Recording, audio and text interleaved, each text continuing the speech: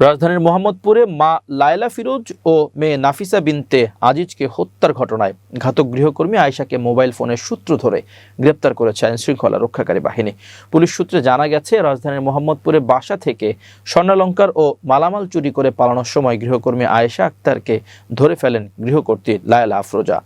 লায়লা ও তার মেয়ে নাফিসা নাওয়াল বিনতে আজিজের সঙ্গে তার ধস্তাধস্তি হয়। তখন ছুরি দিয়ে তাদের দুজনকে কুপিয়ে হত্যা করেন তিনি। প্রাথমিক জিজ্ঞাসাবাদের পর পুলিশ আরও জানায়, ঘটনার দিন বাসা থেকে টাকা পয়সা, স্বর্ণালংকার ও একটি মোবাইল ফোন নিয়ে পালিয়ে যায় আয়েশা। ফোনটি প্রথমে জেনেভা ক্যাম্প এলাকায় বন্ধ হয়ে যায়।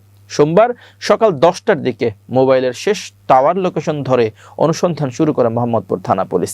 পরবর্তীতে ফোনটি সাভার এলাকায় চালু হলে পুলিশ সেখানে পৌঁছে আয়েশার শাশুড়িকে পায়। তার দেওয়া তথ্যের ভিত্তিতে জানা যায়, আয়েশা বরিশালের নলসিটি এলাকায় অবস্থান করছে।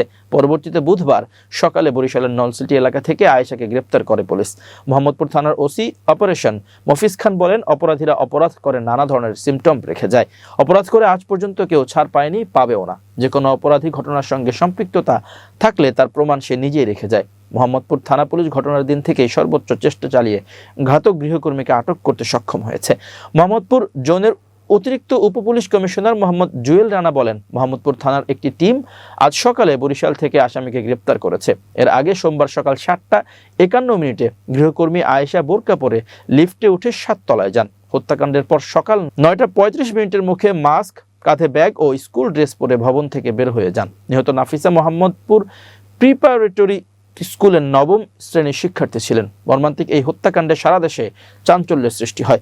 ঘাতককে গ্রেপ্তার অভিযানে নেতৃত্ব দেন তেজগাঁও বিভাগের সহকারী পুলিশ কমিশনার আব্দুল্লাহ আল মামুন। তার সঙ্গে ছিলেন SI Masum, SI Khorshed, SI আক্কেল আলী, এসআই জসিম ও নারী কনস্টেবল শিল্পী। পুলিশ জানায়, এই অপরাধীর সন্ধান পাওয়া ছিল একটি বড় চ্যালেঞ্জ। ঘটনার মাত্র 2 দিনের মধ্যে গ্রেপ্তার হওয়ায় সাধারণ মানুষ স্বস্তি প্রকাশ করেছে এবং পুলিশ সদস্যদের অভিনন্দন জানিয়েছে।